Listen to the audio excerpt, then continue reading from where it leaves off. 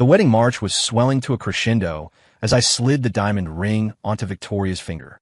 In the next second, she tore off her veil right in front of the congregation and bolted toward her one that got away, who had just returned from overseas. Amidst the stunned murmurs of the guests, I dialed my assistant. Upload the security footage of the bride running off. Post it to the official Sterling Corp social channels. When Vance Enterprises' stock price crashed, her parents knelt in my office, begging. I looked out at the bustling city traffic, sliding the acquisition agreement toward her father's trembling hand. Sign it, or watch your company go bankrupt tomorrow. The church hymns still echoed in my memory, but my judgment was only just beginning. The sacred melody was still reverberating under the cathedral dome. I stood at the end of the red carpet, watching my bride, Victoria Tory Vance, walk toward me on her father's arm. She was beautiful, her face beneath the white veil carrying just the right amount of shy anticipation. The officiant spoke solemnly. Victoria Vance, do you take Julian Sterling to be your wedded husband to— Buzz, buzz, buzz. A jarring vibration interrupted him. The sound came from deep within Victoria's bouquet. She visibly panicked. In such a setting, a phone that should have been off became the most discordant note possible. The guest began to whisper. She instinctively moved to silence it, but when she saw the name flashing on the screen, she froze. The color drained from her face, replaced instantly by a look I had never seen before, a mix of shock, ecstasy, and reckless desperation. It was Caleb Rivers, her high school sweetheart, the man who was supposed to be ancient history. She didn't even glance at me.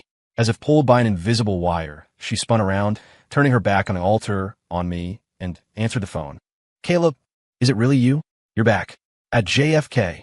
Her voice was hushed, but the irrepressible trembling and joy pierced through the solemn music like a needle, clearly audible to me in the front rows. I'm coming.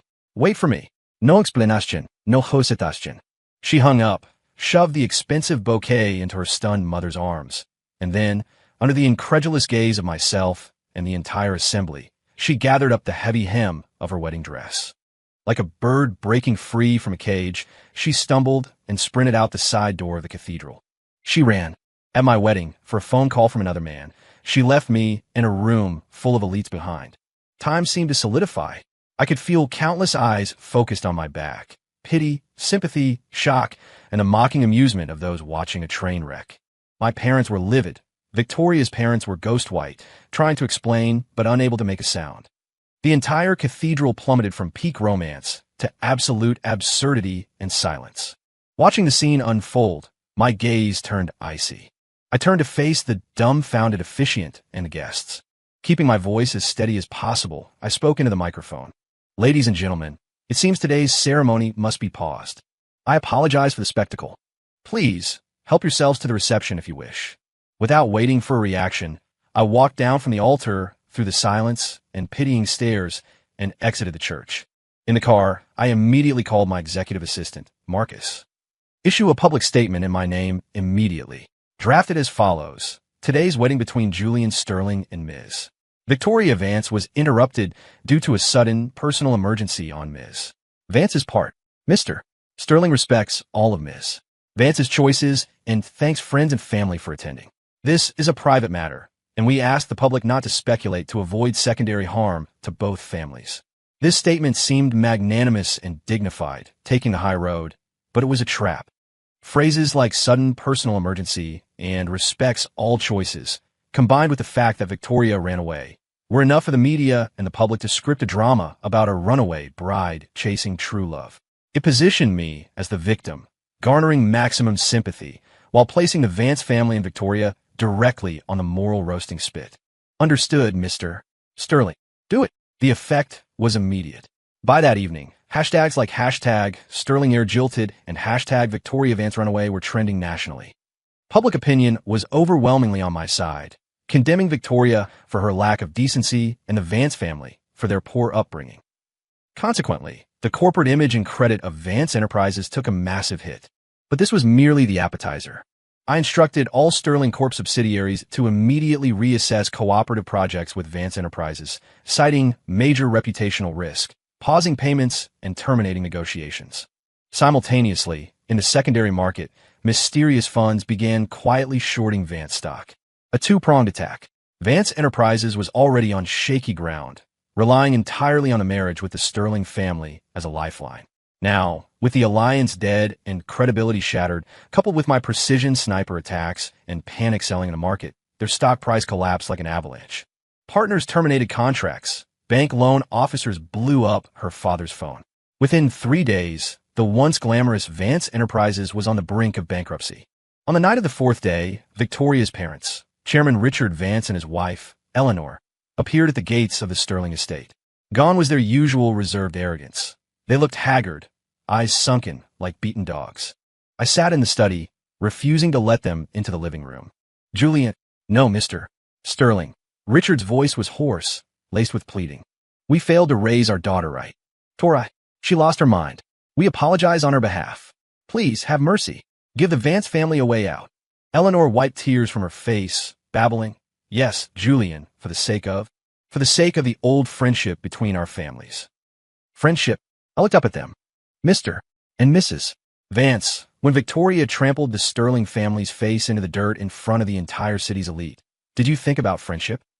They were speechless, their faces turning gray. I picked up a document prepared on my desk and slid it toward them. This is the Supplementary Strategic Cooperation Agreement drafted by Sterling Corp.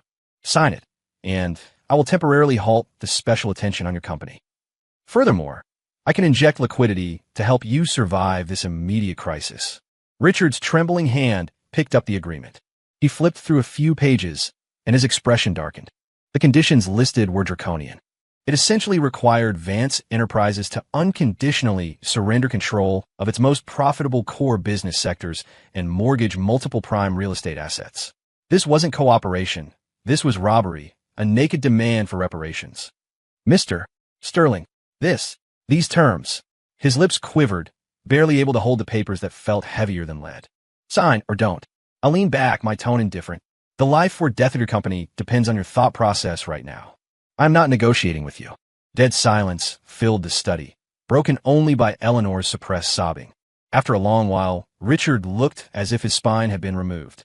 He slumped into the chair, picked up the pen with a shaking hand, and finally, at the end of that humiliating agreement, signed his name. Watching the ink dry, I felt no joy. Marcus walked in and silently collected the documents. I looked out the window at the heavy night sky, viewing it like a battlefield where I had just begun my conquest. This, I said softly, is just the interest. The real reckoning was yet to come. Victoria, Caleb. Neither of you will escape. The agreement Richard Vance signed acted like a potent tourniquet. It temporarily stalled their bankruptcy, but completely drained the backbone they would need to ever recover. I had no interest in the internal chaos of their household. Sterling Corp had too much real business to handle. But the wind does not stop just because the tree wishes for calm. A few days later, a beautifully crafted invitation, worded so humbly it bordered on sycophancy, landed on my desk. The Vance family was hosting a dinner party. Nominally, it was to formally apologize to the Sterling family and myself for the major error at the wedding and to mend the rift. Mend the rift? I fingered the heavy cardstock and sneered. They just wanted to use this pretext to show the world that the Vance and Sterling families hadn't completely broken ties, hoping to salvage a shred of their teetering reputation and credit. They wanted to see if they could scrape a few more crumbs from between my fingers or attract some other sucker to bail them out. Marcus stood by, waiting for instructions. Tell them I'll be there on time. I wanted to see exactly how they planned to perform this play. On the day of the banquet, I went alone. There was no need for my parents to get any of this filth on them. The Vances had rented a ballroom at a 5-star hotel. The setup was lavish, but the guests looked skeptical. Curiosity, observation, and schadenfreude were the dominant moods. Few were there to offer genuine support. Victoria's parents waited at the entrance early. Seeing me, they plastered on almost servile smiles, bowing low, calling me Mr. Sterling with every breath, carefully ushering me inside. Victoria was there too, wearing a plain white dress, eyes cast down, afraid to meet my gaze. Her face wore a mask of practiced guilt and unease. The banquet began in a strange, oppressive atmosphere. Richard took the stage, reading from a speech. Choking back tears, he wept openly, criticizing his own failure as a father and the harm caused to the Sterling family, begging for my forgiveness. Scattered, symbolic applause rippled through the room. I sat at the main table, listening expressionlessly, occasionally taking a sip of wine, offering no comment. The timing was about right. I excused myself, walked to the lounge area, and dialed Caleb Rivers' number. Caleb's voice came through, wary but laced with bravado. Julian Sterling? What do you want? Nothing much, I said, my tone light, dripping with undisguised contempt. I just suddenly wondered how a loser who relies on women for handouts is doing these days. What the hell did you say? His voice spiked instantly, full of the humiliation of having a sore spot poked. Did I say something wrong? You're garbage who only knows how to grovel at a woman's feet. Julian, go to hell. Heavy breathing and the sound of things smashing came through the phone. He had lost control. You think you're so great because you have money. Tori loves me. She doesn't love you at all. You just wait. I'm coming to get her right now. No one is going to stop us. Click. The call was slammed shut. I knew the bait had been taken. The beast was out of the cage. I straightened my suit and returned to the banquet hall as if nothing had happened. Richard's penitent speech had just ended. He was holding a wine glass, walking toward me with an ingratiating smile, seemingly wanting to make a final effort. Just then, Tori, a desperate, final roar exploded from the banquet hall entrance. Everyone turned in horror to see Caleb Rivers rushing in like a madman. His hair was a mess, his eyes bloodshot, and in his hand, he gripped a steak knife clearly swiped from a kitchen. He waved the blade, charging recklessly toward the head table. His target was clear. Victoria. Security tried to stop him, but his manic momentum and the flashing blade forced them back. Caleb. Victoria screamed, her face pale. Tori, come with me. Now. Caleb stopped a few steps away. He suddenly turned the blade inward, pressing it against his own carotid artery. His eyes bulged, fixed on Victoria. That bastard, Julian, humiliated me. I can't take it anymore. What's the point of living without you? If you don't leave with me today, I'll die right here. Blood everywhere. The hall went deathly silent. You could hear a pin drop. Everyone was stunned by this sudden, cinematic scene. No, Caleb, don't do anything stupid. Victoria broke down instantly, looking at the cold blade against his neck and the resolve in his eyes. All her previous pretenses of guilt vanished. Under the horrified gazes of everyone, including her parents, she shoved aside her mother who tried to grab her. Like a moth to a flame, she stumbled and sprinted toward Caleb without hesitation, diving into his arms and hugging him with all her strength. I'll go with you. Caleb, I'll go with you. She lifted her head, tears streaming down her face, her voice echoing clearly in the silent hall, declaring a scorched earth truth. It's always been you. Only you. I never loved Julian Sterling. Not for a single second. Boom. This sentence was a bomb that blew away the Vance family's last fig leaf and buried their final hope of salvation. You ungrateful wretch. Richard pointed at the embracing couple, his whole body shaking violently. His face turned from red to purple, his breathing became ragged. He clutched his chest, unable to finish his sentence. His eyes rolled back, and he collapsed stiffly backward. Richard. Eleanor let out a piercing scream and threw herself at him. The scene instantly dissolved into chaos. People shouted, called 911, and crowded around the fallen patriarch. In the confusion, Eleanor suddenly looked up, her eyes venomous as they fixed on Victoria, still hugging Caleb. Like a mother beast driven mad, she rushed over and, with all her strength, slapped Victoria across the face. Smack! The crisp sound of the slap briefly cut through the noise. I'll beat you to death, you shameless thing. You've utterly disgraced the family. How did I give birth to such a disaster? Eleanor cried and cursed hysterically. Victoria clutched her face, looking at her mother in disbelief, while Caleb shielded her, facing off against Eleanor. The situation was completely out of control, a display of utter grotesquerie. I stood at the edge of the chaos, watching it all coldly. Only when the ambulance sirens wailed closer and paramedics rushed in with a stretcher to haul the unconscious Richard away, Eleanor crying as she followed them, did the room clear out. All that remained were a few stunned guests and the couple who had finally found their happy ending amidst the wreckage. I walked forward slowly.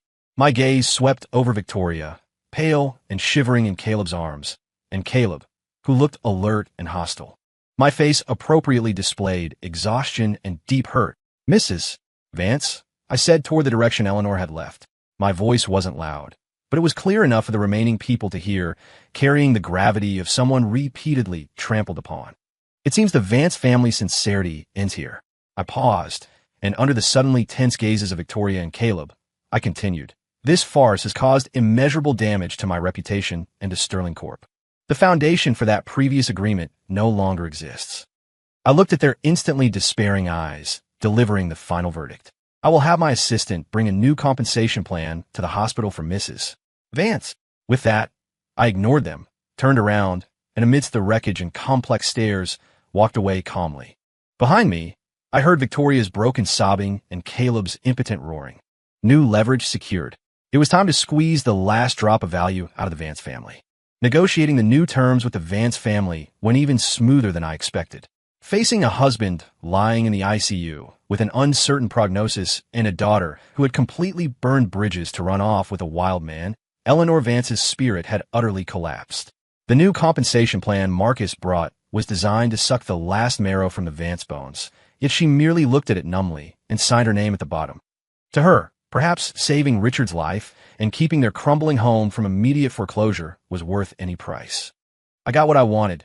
Controlling stakes in the last few projects the Vance family had that could still lay golden eggs and mortgage rights to their remaining core real estate. The process was cold, like a transaction, because that's exactly what it was. I thought that after the utter humiliation at the apology banquet, Victoria would have accepted reality. Or, at least, she should have had enough self-awareness to keep her head down. But I overestimated her intelligence. Or perhaps I underestimated the courage given to her by her great love with Caleb. The afternoon after the agreement was signed, she actually came to my office again. This time, she lacked the hysteria of before. She wore no makeup, dressed plainly, and her eyes were red and swollen. She adopted a submissive posture I had never seen from her. Julian, she stood before my desk, hands clasped nervously, her voice mosquito-thin. I'm here to formally apologize for my behavior. I didn't speak. I just leaned back in my chair, watching her perform. I know I made many mistakes. I hurt you, and I dragged my family down. Tears slid down her face right on cue. I don't expect you to forgive me immediately. I only hope you can give me another chance, and give the Vance family a chance. She lifted teary eyes filled with sincere regret and careful hope. The engagement. We can continue. I promise to be obedient and be a good wife. It's just, can you give us some time? Wait until my dad is stable, until my family catches its breath. Then we can hold the wedding. Okay. I almost applauded her acting skills. Even at this stage, she was calculating, trying to use a phantom engagement to hold me hostage, to buy time for her and her family. She probably still harbored the naive fantasy of turning things around later as Mrs. Sterling. Watching this hypocritical display, I lost my last shred of patience. It was time to end this farce completely. Victoria, I interrupted her emotional performance. My voice was calm, but carried a piercing chill. Have you always believed that it was a twist of fate, a misunderstanding that separated you and Caleb years ago? That you were forced to accept a family arrangement and marry me? She froze, her eyes flickering, seemingly confused why I brought this up. Do you think Caleb went abroad back then to pursue a better future? To make himself worthy of you before temporarily leaving? I continued, every word an ice pick. Her expression shifted, showing a panic of having a secret touched upon, followed by instinctive denial. What? What do you mean? I stood up, walked to the window, and turned my back to her, watching the traffic crawling like ants below. It was time to unsheath the blade I had been sharpening for a long time. The meaning is simple. I turned around, my gaze sharp as a knife, stabbing into her anxious eyes. You think Caleb left you so abruptly because he got an acceptance letter and a scholarship from a top foreign university? Because he had ambition and ideals? I let out a short laugh, the mockery making her tremble. Don't be naive. I enunciated every word, declaring the truth. It was your good father. He despised Caleb's poverty, despised him for being unworthy of a Vance heiress. He approached him privately, gave him $100,000 in cash, plus a forged acceptance letter that wasn't worth the paper it was printed on, and told him to leave. He took the money. He was paid off like a beggar. The so-called great future was just a lie meticulously woven by your father to make him disappear. Boom! The color drained from Victoria's face instantly. She took a sharp step back, hitting the chair behind her with a harsh sound. Her eyes were wide, pupils contracting in extreme shock and disbelief. No. Impossible. Her lips trembled, her voice shattering. You're lying. My dad, Caleb wouldn't. Wouldn't what? I stepped closer, my tone cruel. Wouldn't give you up for $100,000? Or your father wouldn't do such a thing. Victoria, you've lived in your self-righteous romantic fairy tale for too long. Long enough that you can't see the true faces of the people around you, nor how ridiculous you look. The truth was like a branding iron seared on her heart. All her perceptions, her nostalgia for the past, her understanding of Caleb's forced departure. In this moment, everything was smashed to dust. Ah! She let out a scream that didn't sound human, covering her ears as if to block out the cruel facts. She stopped looking at me. Like a madwoman, she turned and stumbled out of my office. I knew where she was going. And sure enough, Victoria was a lit fuse. She rushed directly to the VIP ward where her father was staying. According to the surveillance footage Marcus pulled later and the nurse's accounts, when she burst in, Richard had just stabilized. He was wearing an oxygen mask, lying weakly in bed. She completely lost her mind. She lunged at the bed, ripped the oxygen mask off his face, grabbed the collar of his hospital gown, and screamed her questions hysterically. Was it you? Did you use money to drive Caleb away? Say it. Tell me if it's true. Richard was stunned by this sudden madness. His face, which had just recovered slightly, turned purple instantly. He tried to explain, but his weak body and his daughter's frantic interrogation made speech impossible. He could only make ragged, gasping sounds. You lied to me. You all lied to me. Victoria had snapped. She shook Richard's body violently. You ruined my love. You ruined me. I hate you. I hate you. The violent emotional shock and the physical shaking were the final straw. His eyes bulged, his body convulsed violently, his head lolled to the side, and he slipped into a coma again, saliva drooling uncontrollably from the corner of his mouth. The monitor erupted in alarms. Medical staff rushed in, pulling the manic Victoria away and starting emergency resuscitation on Richard. Because of this sudden shock, a blood vessel in Richard's brain ruptured again. Although they saved his life, the damage was severe. Hemiplegia, slurred speech. He lost the ability to think clearly or run a company. The Vance family was officially headless. The time had come. I didn't hesitate. I immediately initiated the final plan. Marcus led a massive legal and commercial team, like sharks scenting blood, pouncing on Vance Enterprises, which was now in total chaos. Kick them while they're down. The agreements signed earlier became the ultimate tools of plunder, citing inability to fulfill contractual obligations and major operational risk. We took full control of the core businesses and collateral assets designated previously. In the stock market, we mercilessly executed the final round of shorting. When a wall is about to fall, everyone gives it a shove. Seeing this, other partners and creditors joined the feeding frenzy. The already dilapidated skyscraper of Vance Enterprises, having lost its last pillar, collapsed with visible speed. Assets were dismembered and swallowed. They were pushed completely over the edge of bankruptcy. A few days later, in a hospital room reeking of antiseptic, the once powerful Chairman Vance now lay with a twisted mouth, half his body paralyzed, his cloudy eyes full of despair. Victoria sat by the bed, soul lost. She had no tears left, only a numb emptiness. Richard used his one functioning hand to grip Victoria's wrist tightly. From his throat came blurred syllables that exhausted all his strength, tears streaming down his face. We're all calculated by Julian. Victoria's body trembled violently. In her empty eyes, a trace of belated, bone-chilling fear finally flashed. The collapse of the Vance Group happened faster than anticipated. Without leadership, crippled by internal factional fighting and encircled by external enemies, the remaining assets were like a broken sampan in a storm, torn apart in an instant. Sterling Corp was, without a doubt, the predator that ate the most and bit the hardest at this feast. I sat in my office, listening to Marcus methodically report the progress of project acquisitions and asset liquidations. Everything was going according to plan, precise as clockwork. Just then, Marcus's internal line rang. He answered, listened for a moment, covered the receiver, and turned to me. His face showed no surprise. Mr. Sterling, Victoria Vance, and Caleb Rivers are in the lobby. They are very emotional and insisting on seeing you. I raised an eyebrow. Finally, a little later than I thought. Let them up. I wanted to see what kind of scene they could possibly act out now that they had reached the end of the line. The office door was pushed open, and the two of them practically stumbled in. Victoria had lost her former radiance. She wore an ill-fitting, coarse dress. Her hair was dry, eyes sunken, skin an unhealthy, sallow color. Caleb followed her, equally wretched, unshaven, eyes bloodshot, filled with the anxiety of a dead end. Thud! To my surprise, Victoria dropped directly to her knees on the cold marble floor. Caleb froze, looked at Victoria, then at me. A flash of humiliation crossed his face, but he gritted his teeth and knelt beside her. Julian, Mr. Sterling. Victoria's voice was hoarse and tearful. Please, have mercy. Let our family go. I know I was wrong. It's all my fault. My dad is already in that state. The company is gone. What more do you want before you stop? Caleb looked up, stiffening his neck, trying to maintain a shred of pitiful dignity. Julian, you made your point. You've taken everything from the Van Cess. Isn't that enough? Do you have to drive them to extinction? I looked down at this pair of star-crossed lovers, kneeling at my feet. I felt no ripple of emotion, only the indifference of a hunter watching prey finally fall into the trap. Let you go. I repeated the phrase softly, savoring the joke. I walked out from behind the desk, pacing in front of them, looking down from above. Victoria, did you always think that running away at the wedding was just a coincidence? A romantic, brave accident where you chased true love?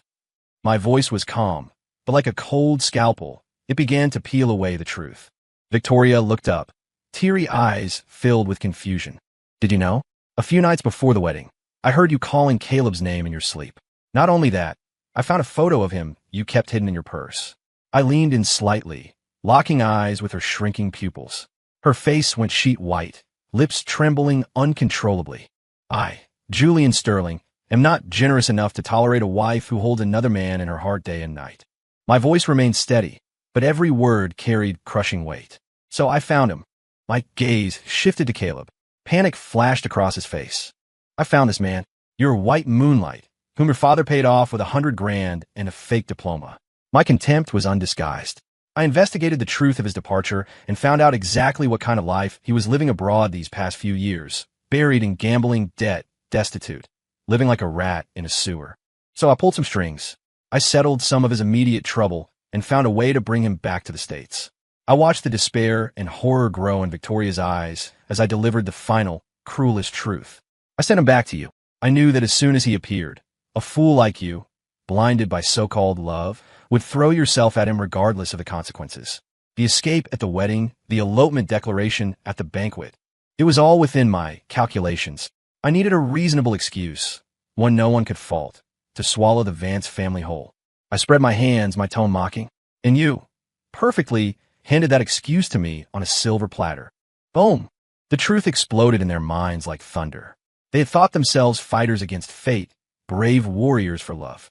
They never imagined that from start to finish, they were merely pawns on my board.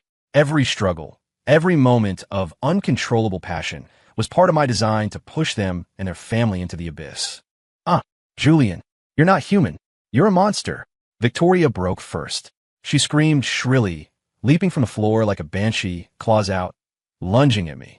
The hatred in her eyes looked ready to devour me alive. Almost simultaneously, Caleb lost it. All his fear and humiliation turned into blind rage. He roared, "I'll kill you," and followed Victoria, swinging a fist at me. Unfortunately, they couldn't even touch the hem of my jacket. With a single glance from me, four burly, highly trained security guards surged in from the hallway. Like iron clamps, they pinned the two of them instantly. Victoria's screams were muffled into whimpers as her legs kicked futilely. Caleb's arm was twisted behind his back before he could throw a punch, his face pressed hard against the cold floor, distorted by the pressure. They struggled like fish thrown onto the shore, only revealing more of their pathetic desperation. Throw them out, I ordered indifferently, like taking out the trash. The guards showed no mercy. They hauled the pair up, ignoring their screams and curses, dragged them down the corridor and under the stunned gaze of the staff, threw them out of the main entrance of Sterling Corp. The world was quiet again. I walked to the window and looked down. Soon, I saw two small figures ejected from the revolving doors, collapsing onto the busy sidewalk, drawing pointing fingers from passersby. You can start the final phase. Vance Enterprises should be history now. I watched the couple downstairs supporting each other like stray dogs and picked up the internal phone. Caleb Rivers has no more utility. Withdraw the protection on him. That order was like pulling the last sandbag from a holding dam. Before, Caleb had only survived because of the vague protection Sterling Corp exerted overseas and the creditors' fear of my family's influence. Now that fragile shield vanished instantly. The predators lurking in the shadows smelled blood immediately. The debt Caleb owed overseas wasn't credit card bills. It was massive gambling debt owed to syndicates, involving violence and astronomical interest rates. The collectors were not saints. According to the fragmented reports I received later, after being thrown out of Sterling Corp, Caleb and Victoria didn't dare return to their shabby tin roof rental.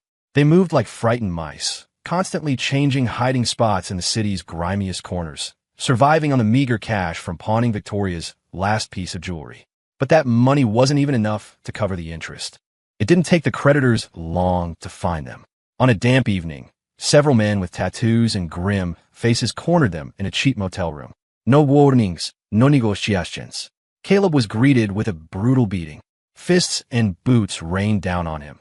The crack of bone and howls of pain echoed in the small room. Victoria screamed, trying to stop them, but was shoved violently against the wall, silenced by the impact.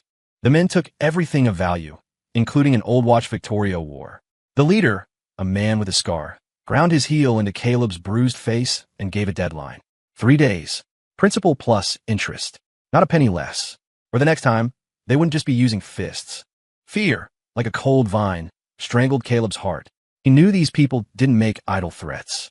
3 days? He couldn't raise that money if he robbed a bank. Staying meant death. Before dawn the next day, while Victoria slept from exhaustion and shock, Caleb made his choice. He stole the last few bills Victoria had hidden under the pillow for food and, like a ghost, slipped out of the motel. He avoided any transport requiring ID, running on instinct through a maze of alleys and abandoned buildings. He felt eyes on his back. Every rustle of wind terrified him. He found a temporary refuge in a condemned building awaiting demolition. It was high, abandoned, a skeleton of concrete and rebar.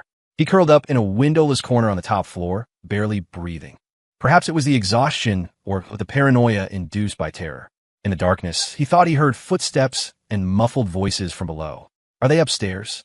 Definitely, he can't run far. Absolute terror seized him. He sprang up like a coiled spring, running blindly toward what he thought was the safety of the roof access.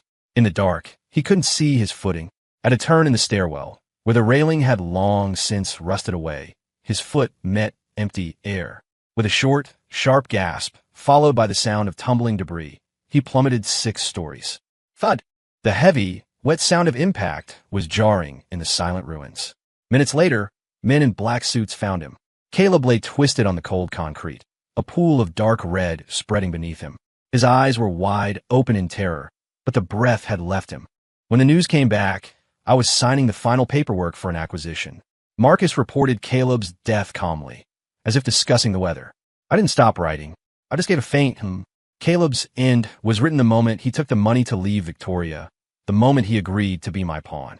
Greed, cowardice, and a little twist of fate were enough to send him to hell. Victoria didn't find out until noon the next day, hearing the whispers of strangers on the street while she was out collecting empty bottles to trade for food. In that moment, her soul seemed to evaporate. Her family was gone, her father paralyzed, and now the love she had sacrificed everything for had ended in such a gruesome, pathetic way. She stood frozen, staring into the void, her world collapsing into dust. The last thing holding her up shattered. She stumbled back to the bridge underpass where they had been squatting. There, she found a rusty but sharp utility knife discarded by a vagrant.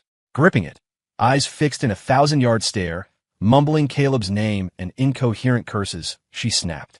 Like a cornered animal, she charged at the men who had just arrived. Creditors sent to verify Caleb was actually dead. It was you. You killed Caleb.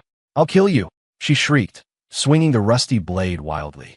The men didn't take the emaciated, hysterical woman seriously. Easily dodging her weak attack, the leader flashed a look of annoyance. Damn crazy bitch. He sidestepped the blade and kicked hard at the side of her knee. Snap! The sound of a ligament tearing was distinct. Victoria let out a wretched scream and collapsed. Another man followed up, stomping ruthlessly on her other calf. A dull crunch. She lay like a heap of mud, legs twisted at unnatural angles. The pain caused her to black out instantly, the rusty knife clattering to the ground. The men spat, cursed their bad luck, confirmed Caleb was dead, and couldn't be bothered with the crippled woman. They turned and vanished into the alley. Victoria didn't die, but when she woke up under the cold bridge, her legs had lost all feeling. Agony came in waves. She tried to move, but could only writhe helplessly on the ground. No money, no home, no family. And now, she had lost the ability to stand or walk.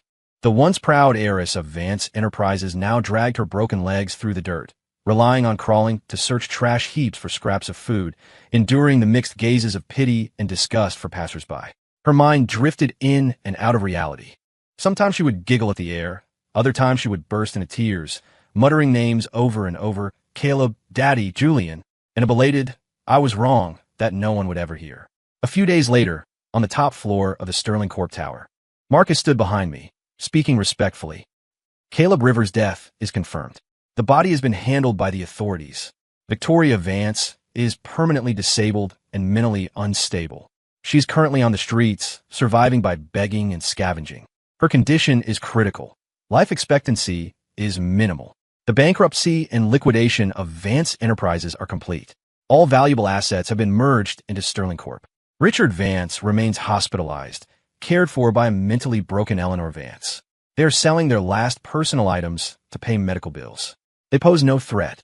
I stood before the massive floor-to-ceiling window, looking down at the prosperous cold city beneath my feet. The setting sun plated the steel forest in an illusory gold.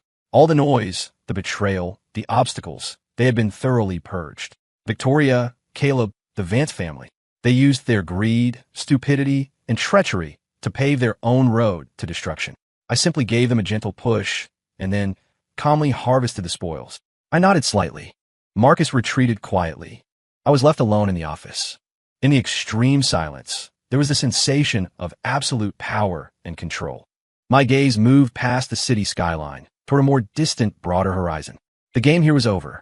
But for Sterling Corp. and for Julian Sterling, the conquest had only just begun. Story complete.